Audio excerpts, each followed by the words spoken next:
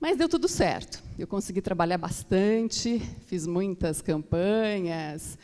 Eu só nunca fiz desfiles porque eu não tenho perfil para ser modelo. Eu sou, para os padrões, considerada baixinha, tenho 1,68 m, mas eu fazia muita revista, muito catálogo, comerciais de TV, e deu tudo certo. Só que,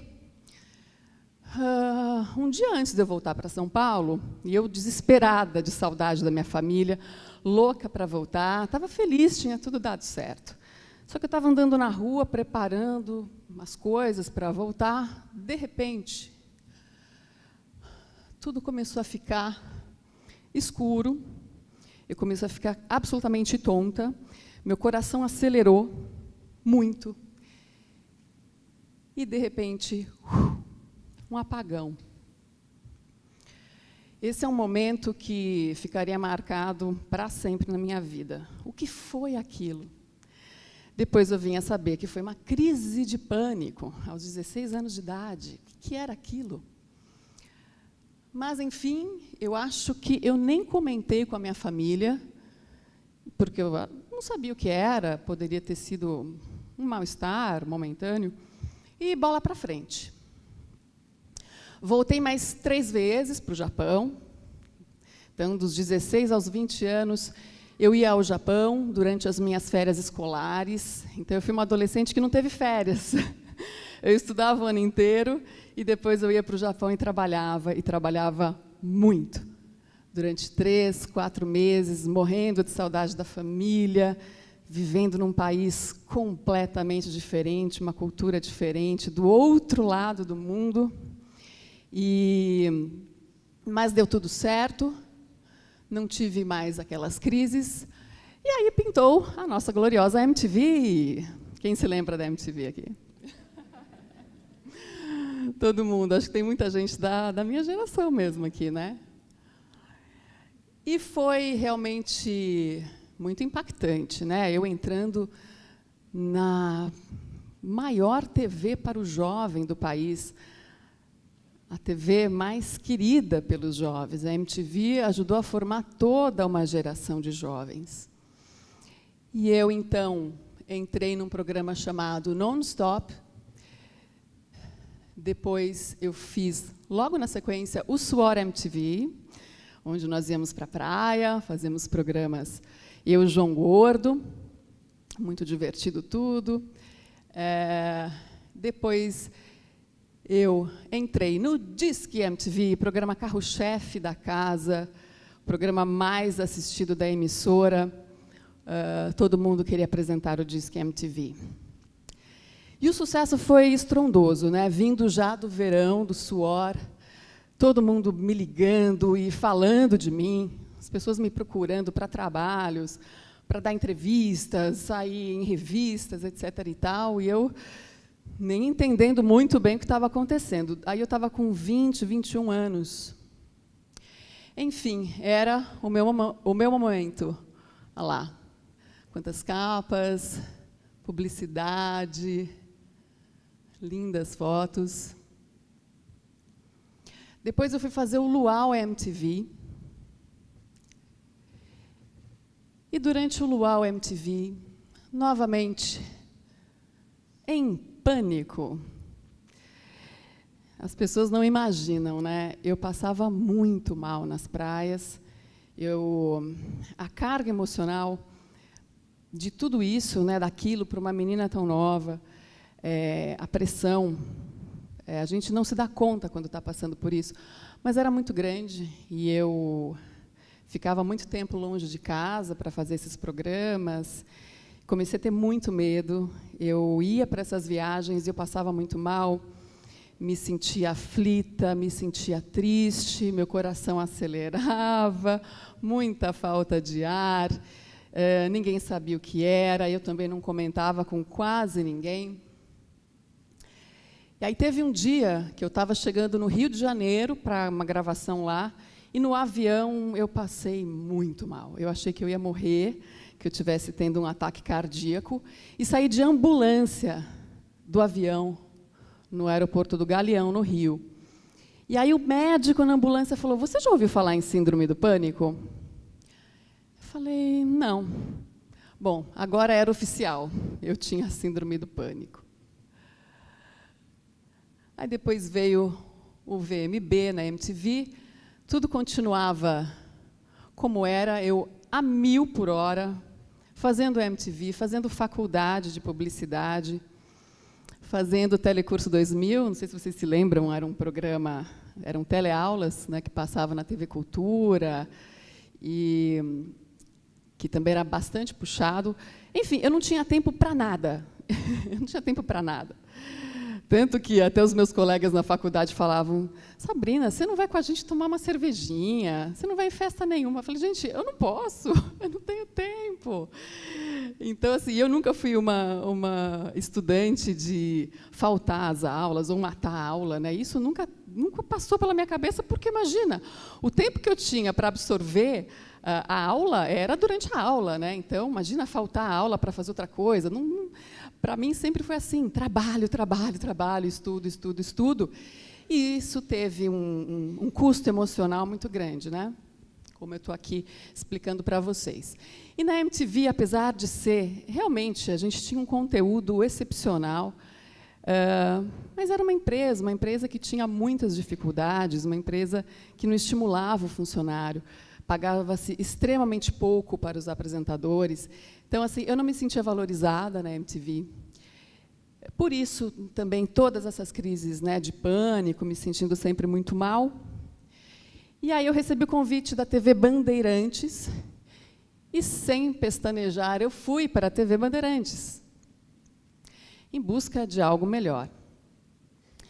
Mas não imaginei que seria uma TV onde tudo é feito pela audiência, tudo mesmo, assim como a grande maioria das TVs abertas, onde o Ibope é a coisa mais importante. Não interessa nem o conteúdo, o importante é dar ponto ali. O importante é dar audiência. Então, aquilo começou a ser muito sofrido para mim, novamente. Eu não entendia, né, por que, independentemente do que a gente falasse, independentemente do que a gente mostrasse no ar, se desse Ibope era muito bom, se não desse Ibope era muito ruim. Quer dizer, o único critério era o tal do Ibope. Eu até vou contar uma passagem assim que é muito curiosa. E eu apresentava um programa, não sei se vocês se lembram, do Superpositivo, que veio do H, do Luciano Huck, depois apresentado pelo Otaviano Costa. E eu comecei a apresentar junto com o Otaviano, o Superpositivo, isso já era ano 2000, 2001. Era um programa diário, de segunda a sexta-feira, em horário nobre, das 8h30 às 10 da noite, ao vivo. Ao vivo, a gente ficava como fantoches, né? Porque ao vivo eles conseguem manipular a audiência. E teve uma vez, uma ocasião, não sei se vocês se lembram, daquele caso do acidente de helicóptero do João Paulo Diniz, onde a namorada morreu no mar. Pois é, e ela teria morrido, supostamente, por hipotermia. E aí, como era um programa que a gente fazia na Band ao vivo, e entravam esses assuntos também, né, que aconteciam, e notícias de todos os tipos, então decidiu-se que, no dia seguinte, a gente chamaria uma médica para explicar o que era a tal da hipotermia. Bom, estávamos ali no programa ao vivo, o Ibope estava muito bom. Era a época em que tinha a feiticeira, os gêmeos, a tiazinha não estava mais, mas foi aquele sucesso, né, desses personagens. Bom, aí o Ibope estava ok, provavelmente a feiticeira tinha dado uma reboladinha, aquela coisa tal. E aí entra a médica para falar de hipotermia. O Ibope foi lá para baixo. Aí, eu e Otaviano Costa nos entreolhamos. Na hora, o diretor, no nosso ouvido, já mandou aquela: manda esta pessoa embora. Ela derrubou o Ibope. A gente se entreolhou assim, tipo, só a gente ouvindo isso, né? Ninguém mais. Olha os bastidores da coisa. A gente se entreolhou e falou, não vamos mandar embora. Afinal de contas, a gente tinha ali o comando, né, e o poder de decisão, por mais que falasse no nosso ouvido. E a gente não mandou a médica embora e continuamos a entrevista. Pois este homem nos infernizou no ouvido. O que vocês estão pensando? Manda esta... que eu nem vou falar o nome aqui, porque num ambiente como esse, uma bela manhã... Pois é, manda esta embora. Olha, gente, a partir dali... teve outro detalhe. Ele falou, o que vocês querem? Que chegue a um ponto? Vamos trabalhar na TV Cultura. Eu fui, depois de um tempo, para a Cultura, gente. Olha que ironia.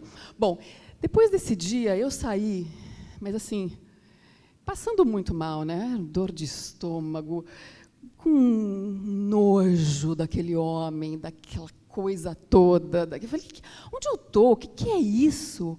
Né? Que televisão é essa brasileira? Bom, esse foi um dos casos, né? Você imagina trabalhando, acho que foram quase 2 anos nesse programa diário, o que eu não ouvi e vi na minha vida.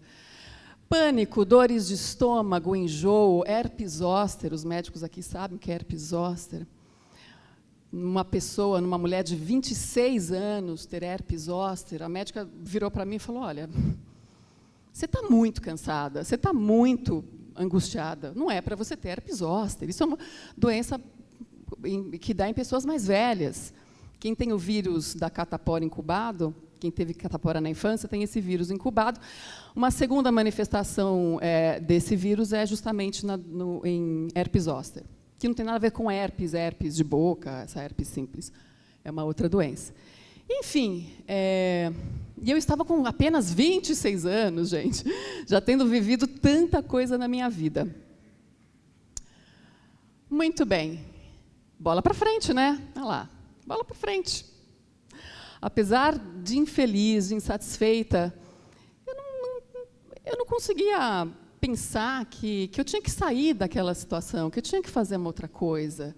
Aquilo não era o que eu queria para a minha vida, há muito tempo, nem na MTV. Mas bola para frente, o dia a dia vai te consumindo, vai te levando para outras coisas. E eu ali trabalhava, e não dava atenção à minha saúde, né? Que estava me dando sinais ali tão evidentes. E eu ficava, para me consolar, eu ficava pensando, um dia isso vai acabar, um dia isso vai acabar, essa tortura um dia vai acabar, eu vou fazer outra coisa, não sei, mas... Só que eu continuava fazendo, né? Aí um dia veio algo assim inesperado. Me mandaram embora. Gente, eu nunca, naquela fase, imaginei que eu ia ser mandada embora de algum lugar. Me mandaram embora, assim como mandam tantas outras pessoas. Oh, obrigada, quero uma aguinha assim.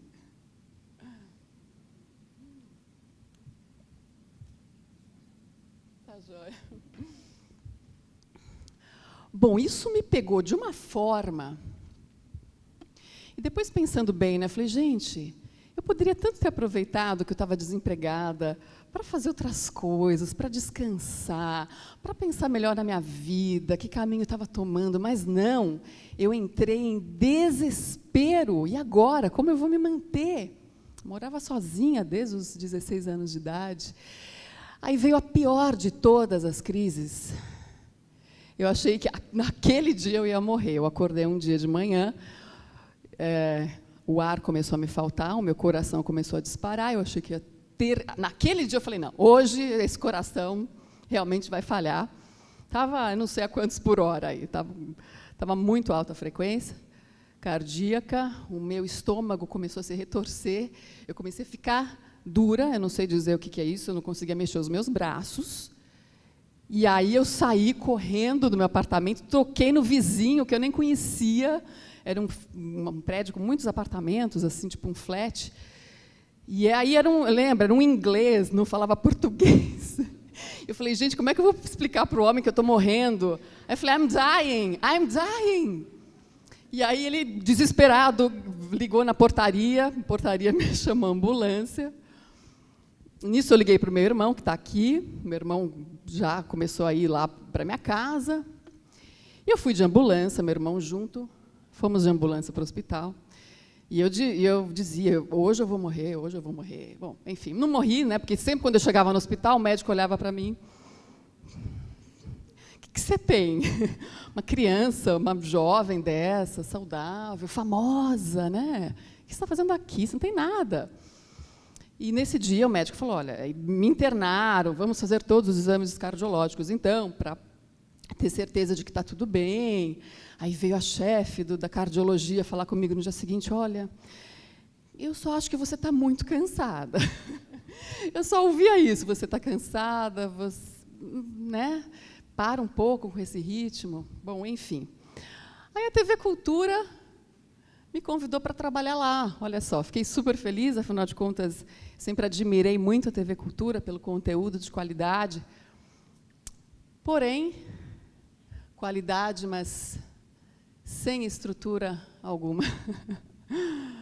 Muito difícil trabalhar na TV Cultura. Tive momentos felizes lá, mas era tudo com muito sacrifício. A gente tinha que fazer a função de toda uma equipe ali, porque faltava pessoal, faltava equipamento, a gente tinha condições muito precárias de trabalho. E, mais uma vez, pânico, tonturas, exaustão. Eu não me lembro de um dia de não ter saído para gravar com tonturas horrorosas. E me calando, né? Ficando assim, não contava para ninguém, sabia, né, que era o pânico. Nessa fase eu já tomava remédios há muito tempo para isso. Mesmo assim, nada adiantava. Precisava de algo mais forte, de uma mudança de vida mesmo. E lá, o bola para frente, né? Bola para frente, gente, vamos lá, tem que trabalhar, tem que fazer. O pessoal está na expectativa, né? Aí eu recebi um convite muito legal de trabalhar na Turner. A Turner é uma empresa americana que tem no Brasil, que detém os canais CNN, Cartoon Network, TNT. E eu fui trabalhar no Glitz, que era um canal feminino, pequeno, depois até já não existe mais. E que delícia, eu trabalharia só 2 vezes por semana. Nessa fase, realmente, eu fui muito feliz. Eu tinha tempo para me organizar, eu tinha tempo para fazer, olha que vem na sequência, para cantar, que era algo que eu já queria fazer há muito tempo, mas eu nunca achava que eu pudesse cantar, que eu era afinada ou que eu tinha talento para isso. Apesar de há muito tempo as pessoas dizerem, puxa, né, me ouvindo cantar aqui e ali, você canta bem, vai. Mas nunca, há mais de 20 anos me diziam isso, e eu, não, imagina, meu negócio é televisão. Todo mundo fala que o sucesso, né, eu tenho sucesso. Que sucesso era esse, né, gente? Com essa péssima qualidade de vida que eu tive durante todos esses anos. Mas, enfim, aí eu decidi que era hora de cantar. Isso foi finalzinho de 2014, e eu achei que, finalmente, eu estava conquistando o controle sobre a minha vida profissional. Eu, então, iria cantar, eu estava com tempo para descansar, tempo para tirar umas férias. Lá na Turner, no Glitz, era tudo muito organizado, eram produtoras que faziam os programas, a gente não ficava mais totalmente dependendo de uma TV para produzir um programa. Era tudo muito bem feito, com muita estrutura. Estava feliz e comecei a cantar, porque eu tinha tempo agora para cantar. E achei que, finalmente, eu tivesse conquistado o controle sobre a minha vida profissional. Mas aí, gente, eu vi que a gente não tem controle sobre a nossa vida. Eu realmente fui surpreendida com a palavra câncer. Isso foi em maio de 2015. Estava tudo indo muito bem e, de repente, o câncer. Tive que parar com tudo. Câncer de mama, aos 40 anos. Não tinha um caso na minha família de câncer. A minha mãe sempre dizia, não, muito legal você vai fazer os seus exames, mas fica tranquila, você nunca vai ter nada, porque ninguém na família teve câncer, nunca. Tá bom, então isso nem passava pela minha cabeça, tanto que eu falei, Outubro Rosa era algo que ficava muito distante de mim. Achava bonitinho, bacana, mas era distante. Mas não, de repente, eu fui diagnosticada com câncer de mama. Como? Eu estava assistindo a televisão e passando assim a mão no colo e senti um carocinho. Achei que não era nada, né? Fui no médico no dia seguinte e aí foi aquela correria, né? Exames e biópsia. Em menos de uma semana eu estava com esse resultado da biópsia e com o diagnóstico de câncer de mama. E eu estava sozinha quando fui receber o meu diagnóstico. As pessoas me perguntam muito isso, né? Como é que você estava? Com quem você estava? O que você sentiu no diagnóstico? Foi a pior parte? Eu disse, não foi a pior parte, mas realmente foi um baque muito grande, porque, como eu disse, eu não imaginava nunca ter câncer. E a primeira coisa que passou pela minha cabeça era assim, o quão grave é a situação. Aí eu perguntei para o médico, o quão grave é? Como é esse tumor? Eu vou morrer? Ele falou, não, Sabrina, calma. Trata-se de um tumor inicial, dá para saber pelo tamanho, é pequenininho ainda, mas a gente vai ter que fazer alguns exames e depois pensar e ver qual vai ter que ser o tratamento. Bom, em menos de um mês, eu já estava fazendo cirurgia, eu fiz uma quadrantectomia, que é a retirada de um quadrante, um pedacinho da mama. Minha cirurgia foi muito bem sucedida. Do jeito que minhas mamas entraram na cirurgia, elas saíram. Não precisei colocar prótese, nada. E fiquei muito satisfeita com o resultado. Mas aí, o pior para mim estaria por vir, que realmente foi a notícia de ter que passar pela quimioterapia. Eu fiz uma quimioterapia preventiva, que eles chamam, porque o tumor foi retirado, os meus linfonodos também, alguns foram para análise, nenhum infectados. Apesar disso, existia um protocolo de quimioterapia, principalmente que o meu subtipo é o triplo negativo, era o triplo negativo, e então eu passei por um protocolo bem forte de químio, foram 16 sessões, usando doxorubicina, ciclofosfamida e Taxol. 3 droguinhas aí que vocês conhecem muito bem, né? Bem fortes, com muitos efeitos colaterais. Mas aí veio uma notícia, porque a primeira coisa que passa pela nossa cabeça quando a gente vai ser submetido a uma quimioterapia é vou ficar careca, né? Primeira coisa. E aí, faltando assim 10 dias, uma semana para eu começar a primeira químio, eu já tinha ido ver peruca, todas as possibilidades, né? Turbantes legais, até eu vi alguém aqui com um turbante tão lindo, aquele vermelho, não sei onde você está. Você aqui, que eu achei muito lindo. E aí minha médica me ligou, falou, olha, Sabrina, a gente vai receber um equipamento, não tinha te dito antes, porque eu não sabia se ia chegar a tempo ou não, porque tem que ser usado desde a primeira sessão, mas é um equipamento que segura o cabelo.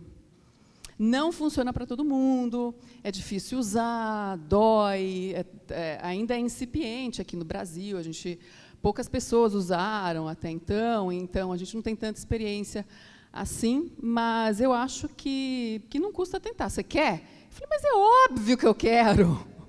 Como assim? Não tem problema que doa, não tem problema que caia um pouco, vamos fazer.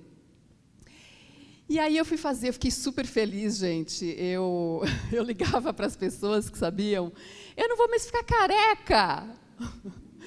E as pessoas assim, né? Porque, tudo bem, mas que assim, pode parecer uma coisa pequena e supérflua, mas é tão importante, só o paciente que está passando por isso sabe o quão é importante a gente minimizar os problemas, minimizar os efeitos colaterais da quimioterapia, que já são tantos. O que a gente puder fazer para ajudar, para passar o melhor possível pela quimioterapia, por essa experiência, por que não? Eu achei assim uma coisa revolucionária. Eu fiquei tão feliz, tão mais tranquila e aliviada em começar o tratamento. Então, é justamente a crioterapia, né? Esse equipamento que depois os médicos vão poder explicar até melhor como funciona, mas que promove esse resfriamento do couro cabeludo, e com isso a quimioterapia não consegue penetrar totalmente, né, no bulbo capilar, e acaba ajudando a conservar o cabelo. Eu perdi de 30% a 40% dos meus cabelos, mas de forma uniforme. Isso é que é legal, não ficaram falhas, porque eu fui submetida às drogas que derrubam 100% do cabelo. Tanto que, assim, o resto do corpo, com o passar do tempo, cílios, sobrancelha, foi tudo embora. Mas eu ainda tinha aquele cabelinho, assim, para mim era tão importante. Sentir o cabelinho, e eu sou muito calorenta, era verão, já ficava me imaginando com a peruca e aquilo esquentando, já era uma ideia que não me agradava, usar peruca. E se eu usasse lenço ou turbante, chama muita atenção, né? Na rua, assim, as pessoas olham para você e já vêm perguntar. E eu estava passando por um período em que eu queria ficar muito, passar desapercebida. Então, principalmente por ser uma pessoa conhecida, né? As pessoas iam me olhar na rua de lenço, e falavam, o que aconteceu com você? E eu não queria falar. Era um momento muito meu, de privacidade, e eu não queria contar essa história para ninguém naquele momento, em um momento extremamente frágil, né? Um momento que você está se sentindo mal, passando por tanta coisa. Então, assim, esse equipamento, tanto no último dia eu tirei foto com ele, eu beijava o equipamento. Gente, está louca, né? Então, assim, foi muito importante para mim ter usado esse equipamento. E eu fiquei muito feliz em saber que vocês também têm na Devita e que estão usando, porque, nossa, melhora tanto a autoestima da mulher, eu fico até arrepiada, assim, porque, para mim, foi fundamental usar esse equipamento. Bom, fora a queda de cabelo, né, tantos efeitos colaterais que a gente sofre, né? Eu tive muita dor de cabeça na fase, né, da doxo e da ciclofosfamida, de 21 em 21 dias, que é aquela pancada, né, a gente se sente assim, parece que foi atropelada, que está com uma gripe. Eu sentia muita enxaqueca, alteração de cheiros, né, paladar, olfato. É um período muito sensível, né? Eu parei de menstruar, imagina aquela revolução hormonal acontecendo. É muita coisa para a gente lidar nesse período. Bom, mas aí acabou a quimioterapia. No final, eu estava realmente arrasada, assim, um cansaço indescritível, sem forças, me sentia muito mal, estava muito sensível, estava chorando muito de cansaço. Mas eu vou te dizer, assim, foi uma experiência, um universo que eu conheci de médicos, de enfermeiros. Eu nunca tinha passado, né, não tinha contato, né, com vocês. Não sabia, assim, da importância que é ter um profissional bem preparado do lado do paciente. Então, assim, eu recebi tanto carinho, eu recebi tanto apoio, que eu ficava, assim, emocionada. Teve um dia que eu cheguei na químio, lá pela 11ª, estava tão cansada que a enfermeira impulsionou meu catéter e eu comecei a chorar. Eu falei, Ana, eu acho que eu vou morrer, porque eu não estou aguentando. Eu estou muito cansada, parece que me falta o ar, eu não estou com forças. Aí ela falou, sabe que todo mundo que chega nessa fase do Taxol fala a mesma coisa, que vai morrer? E sabe o que aconteceu? Ninguém morreu. Aí pronto, já comecei a dar risada, já mudou o astral. Então, eu até dizia assim para elas, né, depois da última químio, que é uma emoção, né, o último dia. É um dia tão aguardado, e eu falava, olha, meninas, se não fosse pelos efeitos colaterais da quimioterapia, eu diria que eu vou ficar com saudade de vocês, porque eu voltaria aqui, sabe? Eu queria continuar vindo aqui semanalmente, porque é tão bom, eu me sinto tão apoiada, tão acarinhada. Então, assim, apesar de tudo, eu acho que nesse período a gente conta com um apoio tão bom dos profissionais e da família também. Eu não sei o que teria sido da minha vida nesse período se não fosse minha mãe do lado. Meu irmão aqui também super me apoiou. Mas passou. Depois eu fui fazer a radioterapia também. O meu tumor era do lado esquerdo, né? Fiz a rádio, que hoje em dia também é uma tecnologia assim absurda, né? Para minimizar os efeitos colaterais. Então, eu fiz axila, mama, até aqui em cima, de rádio. Foram 33 sessões. Lógico que, assim, para mim foi muito mais fácil passar pela radioterapia. A minha pele segurou muito bem. Hoje em dia, a gente conta com pomadas, né, excepcionais. E senti assim, um pouco de cansaço, do meio para o final, um pouquinho de dificuldade para engolir, para deglutir, por causa, né, que a rádio vinha até aqui, eu acho. Vocês vão poder contar melhor. Mas a minha pele ficou super boa, assim, um pouquinho mais vermelha para o final, mas segurou muito bem. E aí terminei a radioterapia no dia 16 de março de 2016. Essas datas são muito marcantes, né? A gente realmente fica esperando por ela, né? Pelo fim do tratamento. E aí, depois disso, eu resolvi tornar pública a minha história, porque eu comecei a perceber o quão importante era o compartilhamento de experiências. No período da químio, da rádio, eu troquei ideias e mensagens com muitas mulheres passando pela mesma situação, e eu não me sentia sozinha mais. Eu sabia que tinha gente passando pelo que eu estava passando, então era normal o que eu estava sentindo, eu não me sentia mais uma estranha, sabe assim? Então eu comecei a perceber, olha como é legal você compartilhar a história, né? E eu falei, eu vou contar a minha história. Eu vou contar porque eu acho que dá para ajudar muita gente efetivamente. E aí, quando eu contei a minha história, que foi numa rádio, uma audiência nacional, mas a repercussão foi um absurdo, assim, estrondosa, todo mundo me ligando, me perguntando, querendo entrevistas. E aí, desde então, eu tô nessa causa, tenho falado bastante sobre a minha experiência, contado, e eu só recebo carinho, assim, por onde eu passo, das pessoas, das meninas lindas, que a gente já se conheceu, se beijou ali na porta. É muito gostoso isso. É muito gostoso esse encontro. Por isso que eu parabenizo a Devita por promover esse encontro, porque, além de informar, de tirar dúvidas, a gente troca carinho, troca amor, troca energia, além da experiência, e isso é muito importante para quem está passando, e eu digo que me fortalece e me faz bem até hoje, passados 3 anos e meio quase do diagnóstico. Eu te digo que eu sempre saio assim, melhor, mais energizada depois de um encontro como esse. Bom, e nesse período da químio, muita gente me pergunta, né, o que você aprendeu? O que você... Olha, gente, mais do que nunca, eu tive a certeza de que eu precisava trilhar um caminho em que eu realmente fosse feliz, um caminho profissional. E aí... Opa! Não mostrei essas fotos para vocês? Calma aí, então, gente. Falei, né? Pois é. Aqui, que eu estou bem inchada, foi no final da químio, essa foto. Aí a foto do lado é de 1 ano depois, para mostrar a diferença, né, da sobrancelha, dos cílios. Aqui eu, né, a touquinha, meu catéterzinho. Era uma relação de amor e ódio com esse catéter, doutor. Oh, meu Deus!